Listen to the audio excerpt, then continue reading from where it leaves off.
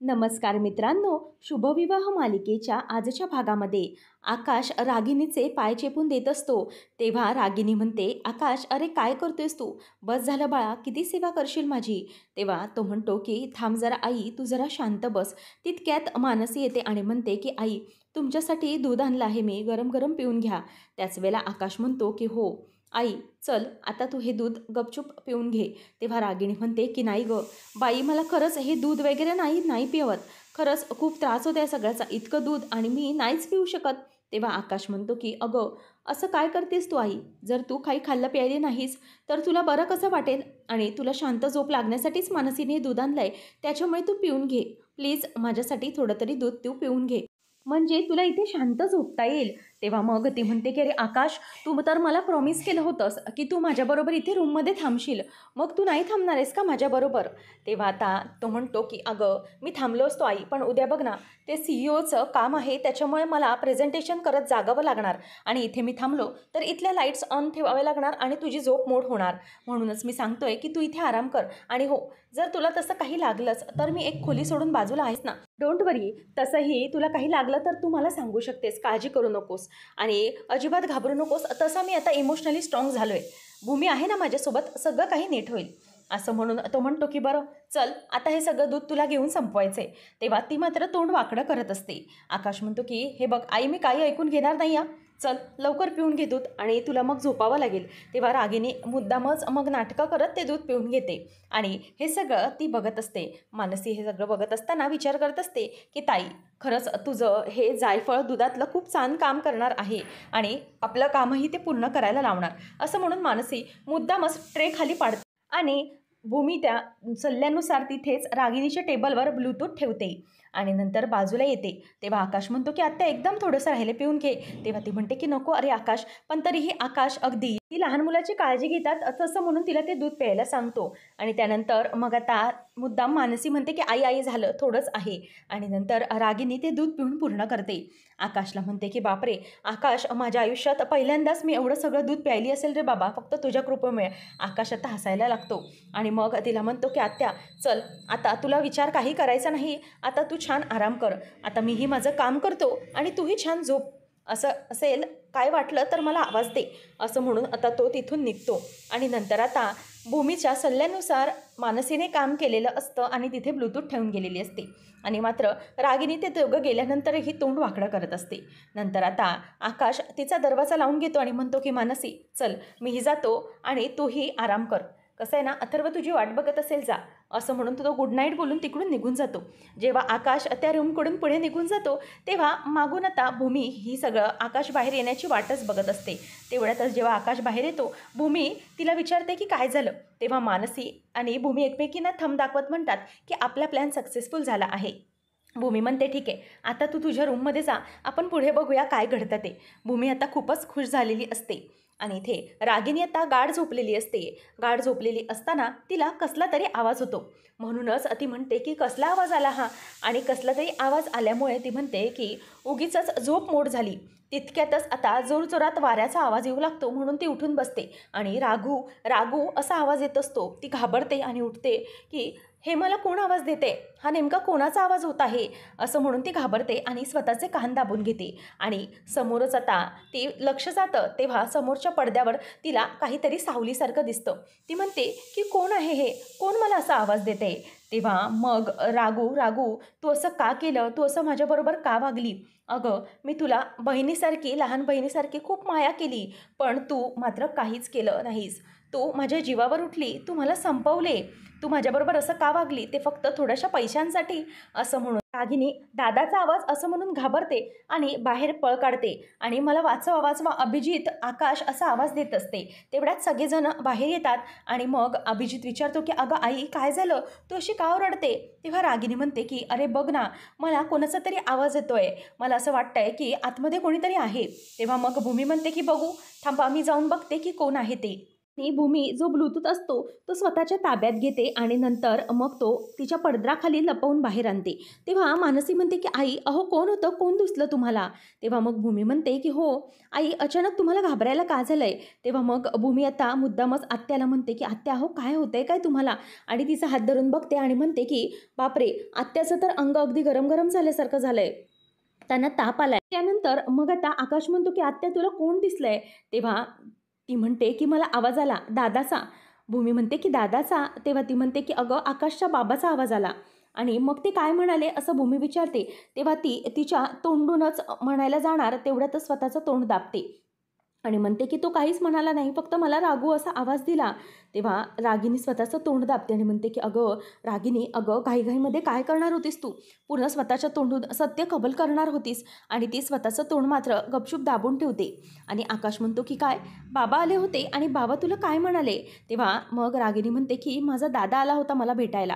तेव्हा आता भूमी म्हणते की आत्या मला वाटतंय ना की तुम्हाला भास झाला असेल, आपण सकाळपासून आकाशच्या आईबाबांच्या तिथीबद्दलच बोलतोय ना, म्हणून तुम्हाला असं वाटत असेल की तुम्हाला त्यांचा आवाज येत आहे, तुम्हाला भास झालाय. अथर्व तू डॉक्टरांना बोलाव असं भूमी म्हणते आणि नंतर सगळेजण आतमध्ये जातात आणि भूमी दरवाजा बंद करून मानसी आणि भूमी दोघीही खुदू हसायला लागतात, अगदी लहान मुलींसारख्या.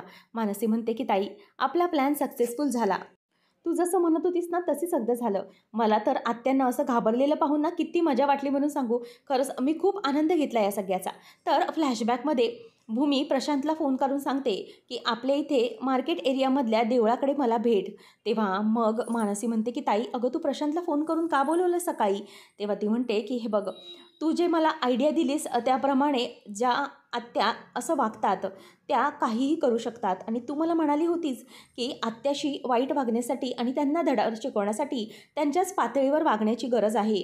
म्हणूनच तेच वाक्य मला पटलं आणि त्याचप्रमाणे मी प्लॅनिंग करायला सुरुवात केली. भूमी म्हणते की तुला माहिती आहे म्हणू, मला जेव्हा शुद्ध यायला लागली आणि जेव्हा जेव्हा मला माझ्या सगळ्या मेमरी परत यायला लागल्या तेव्हा कळायला लागलं की आत्या माझ्याशी किती घाण वागल्या आहेत, किती खालच्या तळाला पातळीला जाऊन वागल्यात त्या. अगं हे सगळं घडत असतानाही ते खूप चुकीचं वागत होते आकाशबरोबर, माझ्याबरोबर. आणि म्हणूनच तुला माहिती आहे एकदा मी अचानक गच्चीवर चढले होते आणि मला आईची प्रतिकृती दिसली होती. हे सगळं खरंच दिसलं नव्हतं, तर ते आत्याने घडवून आणलं होतं माझ्या माझ्या आयुष्याचं काहीतरी बरं वाईट करण्यासाठी आणि आकाशला कायमचं वेगळं करण्यासाठी.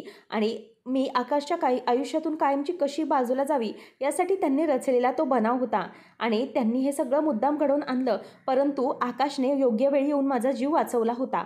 पण हे सगळं आत्याने केले आणि म्हणूनच त्यांच्याच शब्दात मी त्यांना उत्तर आता दिलं आहे आणि हेच मी करणार आहे प्रशांतकडून. तेव्हा मग आता भूमी म्हणते की तू काळजी करू नकोस म्हणून, आपला जो काही प्लॅनिंग आहे ना तो अगदी व्यवस्थित सक्सेसफुल होईल. मी त्याला भेटेन आणि त्याच्याबरोबर जे काही आहे ते अगदी व्यवस्थित डिस्कस करेन. मग आता मानसी म्हणते की बरं झालं ताई तुला हे सगळं सुचलं, आता आपण बघूया की पुढे काय करतायत त्या आणि मग तू पुढे काय करणार? तेव्हा ती म्हणते की मग काय, आकाशला मी घाटावर घेऊन जाणार आणि पुढचं सगळं सत्य मी त्याला तिकडे दाखवणार आणि आत्या तिथे नसणार. दोघीजणही खुश होऊन एकमेकींना टाळी देतात. डॉक्टर ही रागिणीला चेक करते आणि म्हणते की यांचा ब्लड प्रेशर खूप लो झाला आहे आणि यांना ताप देखील आला आहे आणि यांची तब्येत खूप खराब झालेली दिसतीये आणि यांना आता येत्या 12 तासामध्ये कुठेही बाहेर निघता येणार नाही. तुम्हाला खूप स्वतःच्या तब्येतीची काळजी घ्यावी लागेल. हे ऐकल्यावर मानसी आणि भूमी खूपच आनंदात असतात. तेव्हा मग ती म्हणते की काय 12 तास? तेव्हा डॉक्टर म्हणते की हो 12 तास तुम्हाला कुठेही बाहेर निघता येणार नाही. मी डॉक्टरला विचारते की मॅडम यांच्या पूर्ण ब्लड टेस्ट वगैरे करून घेतल्या तर? नाही म्हणजे करून घेणं आवश्यक आहे ना, आपल्याला कळेल काय झालं आहे. तेव्हा मग आता लगेच डॉक्टर म्हणते की हो वर्षामध्ये एकदा तरी ब्लड चेकअप आणि सगळं बॉडी चेकअप करावंच लागतं, म्हणूनच तुम्ही करून घ्या. ठीक आहे चालेल, मी उद्या सकाळी लॅब टेक्निशियन पाठवते, तो तुमचं ब्लड कलेक्ट करेल आणि नंतर मग आपण रिपोर्ट्स तयार करू. तेव्हा मग आता आकाश म्हणतो की अथर्व जरा मॅडमला बाहेर सोडून ये. आणि नंतर मग आकाशला ती म्हणते की आकाश अरे असं कसं शक्य आहे, उद्या तर 9 वाजता तू निघणार आहेस ना जायला. तेव्हा मग आकाश म्हणतो की हो मला माहिती आहे. मग ती म्हणते की मलाही यायचं आहे ना घाटावर दादाचे विधी करण्यासाठी. तेव्हा मग आता लगेच आकाश म्हणतो की आत्या हे बघ तुझ्या तब्येतीपेक्षा माझ्यासाठी काहीही महत्त्वाचं नाही. तेव्हा भूमी म्हणते की हो आत्या अगदी योग्य आहे, तुम्ही काळजी करू नका सगळ्या विधींची, मी आहे ना, मी आणि आकाश सगळे काही विधी करतो आणि मी आकाशसोबत आहे, डोंट वरी, मी त्याला पूर्णपणे सपोर्ट करेन इमोशनली. तेव्हा मग लगेच रागिनी म्हणते की आकाश अरे तसं नाही, मी तुला बोलली आणि तुला मी प्रॉमिसही दिलं होतं की मी तुझ्यासोबत असेन. आकाश म्हणतो की आत्या हो, तू बोललीस ते सगळं खरं आहे, पण तुला दिलेल्या वचनामागे माझा एक मोठा हेतू आहे. तो म्हणजे की आता तुझी तब्येत माझ्यासाठी जास्त महत्त्वाची आहे. मला माहिती आहे की मी तुझा प्रॉमिस मोडतोय, पण वरती देव आहे ना, तो बघतोय की हे सगळं मी तुझ्या तब्येतीसाठी करतोय आणि तुझ्या तब्येतीसाठी मी हे वचन मोडतोय. म्हणूनच प्लीज आता तू काही बोलायचं नाही आणि उद्या सकाळी जेव्हा लॅब टेक्निशियन येईल त्यावेळेला तू ब्लड दे. मग आपण पुढे बघूया काय रिपोर्टचं होतं ते. तेव्हा रागिनी म्हणते की आकाश, अरे इतकं काही नाही झालेलं आहे मला, तुम्ही उगीचच पराचा कावळा करताय. तेव्हा भूमी म्हणते की आकाश, आत्यांना जरा सांग आणि आत्या तुम्ही प्लीज आता शांत बसा बघू. आणि काय प्रत्येक वेळेला हट्ट करण्याचा हक्क तुमच्याकडेच आहे का? अजिबात हट्ट करायचा नाही आहे. तेव्हा मग आता भूमीला आकाश म्हणतो की भूमी शांत हो, आत्याला सगळं काही समजलं आहे, मी समजवतो तिला.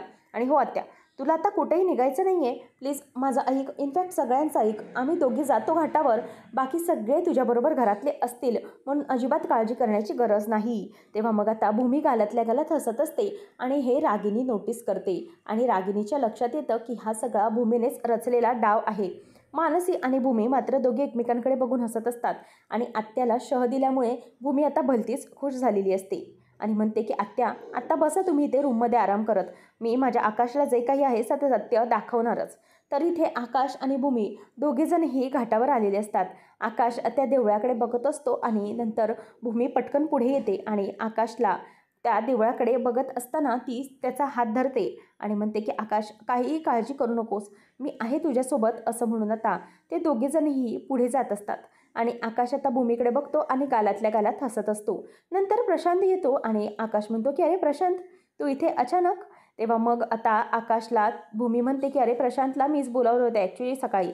काय आहे ना, आपले इथे सगळे विधी असतील आणि आपल्याबरोबर कोणी अथर्व किंवा मानसी आत्याची काळजी घेत आहेत, म्हणूनच मी याला बोलवलं जेणेकरून काही मदत लागली तर हा असेल. आकाश म्हणतो की व्हेरी गुड डिसिजन. नंतर तिथले गुरुजी येतात आणि म्हणतात की बरं, तुमची विधी आहेत ना आकाश महाजन, तुमच्या आईवडिलांचे विधी, ठीक आहे, तुमची सगळी तयारी केलेली आहे, तुम्ही हा रूम आहे त्या रूममध्ये जा आणि सोवळं वगैरे नेसून घ्या, मग तुम्हाला पुढचे विधी करता येतील. तेव्हा आकाश म्हणतो ठीक आहे, माझी रूम मला दाखवा. आणि आकाश आता जात असतो. तेव्हा मग आता आकाश हा तयारी करायला निघून जातो. तेव्हा भूमी म्हणते की आकाश हे बघ, तिकडची तुझी रूम आहे, तू जा. आणि आकाशला ती जायला सांगते आणि आकाश जेव्हा पुढे निघून जातो तेव्हा प्रशांत म्हणतो की ताई, काही प्रॉब्लेम तर नाही ना होणार? तेव्हा मग आता आकाशला ती जाताना बघून प्रशांतला बोलण्यापासून थांबवते आणि प्रशांत आता गुरुजींबरोबर मागे मागे असतो आणि आकाश रूममध्ये गेलाय की नाही याची खात्री करून तो पुन्हा बाहेर येतो. नंतर मग आता लगेच प्रशांत म्हणतो की हे बघ ताई, आपण काही प्रॉब्लेम तर नाही ना करत आहोत, हे सगळं करून आपण चूक तर नाही ना करत आहोत? म्हणजे जर आकाश जिजून आपल्यावर संशय आला तर? तेव्हा भूमी देवाला हात जोडते आणि म्हणते की नाही, असं काही होणार नाही. देवी योगेश्वरी, मी जे काही ठरवलंय त्या मला यश दे. नंतर आता इथे रागिनी वैतागलेली असते. ती म्हणते की हे काय चाललं आहे काय सगळं, आणि ते टेबलवरचं सगळं काही सामान खाली पाडवते. अभिजित तिला म्हणतो की अगं आई, हे काय करतेस तू, अशी कशाला चिडतेस? अगं तुला तब्येत ठीक नाही आहे ना, मग तू का अशी वैतागत आहे? तेव्हा आता ती म्हणते की तब्येत कसली, अरे आत्ता माझी तब्येत खराब व्हायची वेळ आलेली आहे. आकाश तुला कळतंय का, हे सगळं त्या भूमीचं नाटक आहे. अरे ती भूमी त्या आकाशला घाटावर घेऊन गेली आहे, आता ती तिच्या आईवडिलांचं सगळं काही सत्य सांगण्याचा प्रयत्न करू शकते. तेव्हा मग आता मानसी दरवाजातून हे सगळं ऐकत असते आणि भूमी तिथे गेली आणि लगेच रागिनी म्हणते की बघ आता काय होणार आहे ते आपल्याला कल्पना नाही. तेव्हा लगेच आता रागिनीला पौर्णिमा म्हणते की आई अहो काहीच होणार नाही, तुम्ही काळजी करू नका. त्याच वेळेला रागिनी चिडते आणि पौर्णिमाच्या कानाखाली वाजवणार तेवढ्यातच तिचा हात अभिजित धरतो आणि म्हणतो की आई अगं काय करतेस तू हे? तेव्हा पौर्णिमा घाबरते आणि मानसी हे सगळं लपून छपून ऐकत असते. तेव्हा रागिनी म्हणते की तुम्हाला कळत नाही आहे, तुम्हाला या सगळ्या सिच्युएशनचं गांभीर्य नाही आहे. अरे ती भूमी काय करू शकते ना, हिला हलक्यात घेऊन चालणार नाही. तर इथे मानसीला फ्लॅशबॅकमध्ये आठवतं की भूमी जेव्हा विधी करण्यासाठी आकाशबरोबर घाटावर निघत असते तेव्हा तिला सांगते की हे बघ मनू, आता आम्ही दोघेही निघतोय, याची शक्यता दाट आहे की आत्याही अभिजितबरोबर आमच्या मागावर येऊ शकतात आमच्यावर लक्ष ठेवण्यासाठी. पण तू असं काहीतरी कर जेणेकरून आत्या इथेच थांबल्या पाहिजेत, त्या कुठेही निघाल्या पाहिजे नाही. आणि जर त्या निघण्याचा प्रयत्न करत असतील तर त्यांना आजीच्या मदतीने थोपवून धर. आणि हो, त्या जर तिकडे आल्या तर माझा प्लॅन यशस्वी होऊ शकणार नाही. आकाशला मला जे काही सत्य दाखवायचे ते मी दाखवू शकणार नाही. म्हणू तू अगदी डोळ्यात तेल घालून तिच्याकडे लक्ष ठेव. आत्या काय करते काय नाही याच्याकडे बारीक नजर ठेव आणि मग जर काही असेल तर तसं तुम्हाला कळव. पण शक्यतो तुझ्यावर सगळं अवलंबून आहे.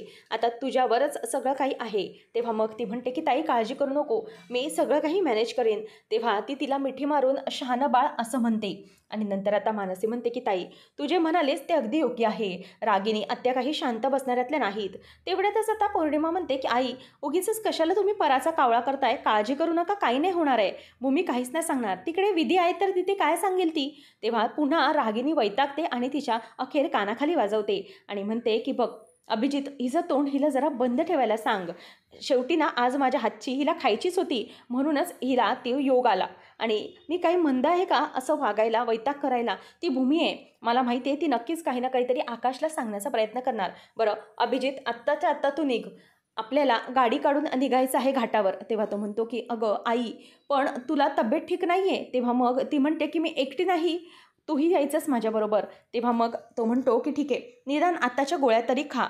तेव्हा अभिजित तिच्या हातामध्ये गोळ्या देतो आणि नंतर म्हणतो की तू थांब, गोळी खाऊन घे, मी ड्रायव्हरला गाडी करायला सांगतो, खाली जातो. आणि तेव्हा पौर्णिमा उभी असताना रागिनी तिला म्हणते की अशीच बघत बसणार आहेस की मला पाणी देणार आहेस, असं चिडून बोलल्यावर तिला पाणी आणून देते. नंतर आता प्रशांत आणि भूमी एका ठिकाणी असतात आणि लॅपटॉपमध्ये प्रशांत सगळं काही रूममध्ये सेटिंग करून ठेवत असतो.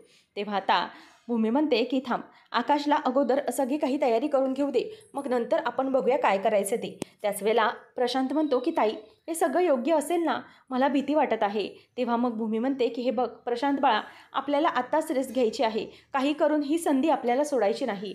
या सगळ्यामध्ये आकाशच्या आईबाबांचं श्राद्ध आहे, तेव्हाच ते त्याला दाखवून देता येईल.